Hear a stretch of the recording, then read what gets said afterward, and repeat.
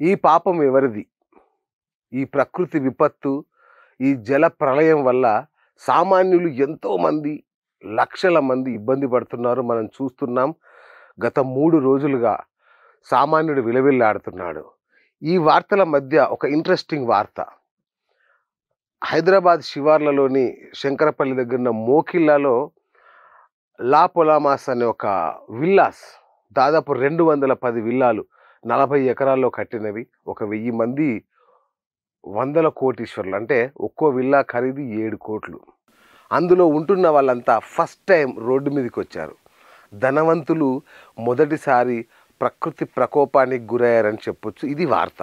ఎందుకు అంటే ప్రకృతికి ధనవంతుడు పేదవాడు అనే తేడా లేకపోవచ్చు, కాక శత్రు దుర్భేద్యంగా లేకపోతే ఎటువంటి కష్టాలు రాని విధంగా కట్టుకుంటారు. కానీ మొదటిసారి మోకిల్లాలో ధనవంతులందరూ ఆహాకారాలు ఆర్తనాదాలు చేస్తుంటే ఆశ్చర్యం అనిపించింది. ఎందుకంటే 7 కోట్లు పెట్టుకున్న విల్లాలకు కూడా ఈ దుస్థిత. సరే, సామాన్యుడు అంటే మనకు తెలుసు, టౌన్ ప్లానింగ్ ఎవరు పాటించరు, అధికారుల అవినీతి, ఈ కబ్జాదారులు, ఈ అధికారుల అవినీతి, కబ్జాలు, అట్లాగే నాలాల మీద విరుచుకుపడతారు. కానీ శివార్లలో ఉన్న గ్రామం మోకిలా గ్రామానికి కూడా ఇదే దుస్థితి. అంటే మోకిలా గ్రామంలోని చెరువుల్ని, నాలాల్ని, చిన్న చిన్న కుంటల్ని పూడ్చేసి చక్కగా అధికారులకు అమ్యామ్యాలు తినిపించి చక్కగా హెచ్ఎండిఏ పర్మిషన్లు తీసుకొని మరీ నాలాల మీద, చెరువుల మీద కట్టేశారు ఈ విల్లాలు. పాపం కొనుక్కున్న వాళ్ళకి తెలియదు, తామేదో ప్రకృతి ఒడిలో అద్భుతమైన ప్రాంతంలో ఇక సేద తీరబోతున్నాం, ఈ రణగుణధ్వనులకు, నగరానికి దూరంగా, ఈ పాపాలకు దూరంగా అనుకున్నారు. కానీ వాళ్ళు ఇప్పుడు అనుభవిస్తున్న శిక్ష మామూలుగా లేదు. మరి ఈ పాపం ఎవరిది? ఇప్పుడు హైడ్రాలని, ఈడ్రాలని ఏమేమో చేస్తున్నారు, బీభత్సం సృష్టిస్తున్నారు. మరి ఈ హైడ్రా కూడా మోకిల్లాని చేరుకుంటుందా? ఎందుకంటే అధికారులు లంచాలు మేసి ఇష్టానుసారంగా హెచ్ఎండిఏ పర్మిషన్లు ఇచ్చి చెరువులు, కుంటలు లేకుండా చేయడం వల్ల ఇప్పుడు ఈ దుస్థితి దాపురించింది. సరే, సామాన్యుడికి ఇలాంటి కష్టం వస్తే ఎవడూ పట్టించుకోడు. మనకు తెలిసిందే, సామాన్యులు ప్రతి సంవత్సరం చిన్న వరద వచ్చినా మునిగిపోతూనే ఉంటారు. వాళ్ళ కాలనీలు, వాళ్ళ జీవితాలు అతలాకుతలం అవుతూనే ఉంటాయి.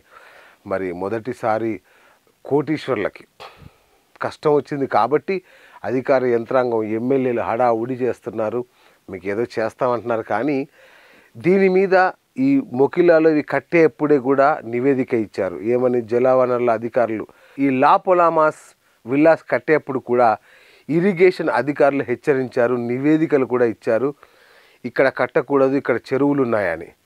కానీ మనకు తెలిసిందేగా, ఎవరు పట్టించుకోలేదు. అవి చక్కగా అద్భుతంగా నిర్మాణం అయిపోయినాయి. చూడండి, 2 ఏళ్ల క్రితం కూడా వరదలు వచ్చాయి, చాలా కష్టాలు పడ్డారు వాళ్ళు.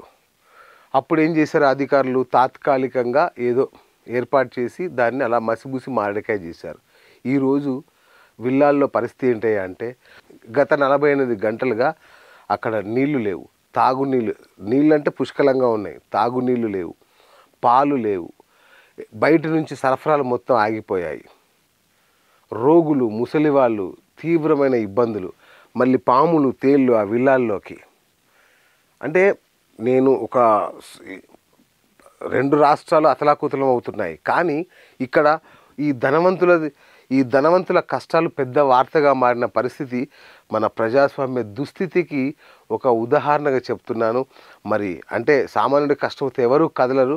మరి ధనవంతుడి కష్టం వచ్చింది కాబట్టి బహుశా ఈసారి దానికి పైప్ లైన్లు అలాంటివన్నీ వేసి దాన్ని సెట్ చేస్తారని అనుకుంటున్నాను.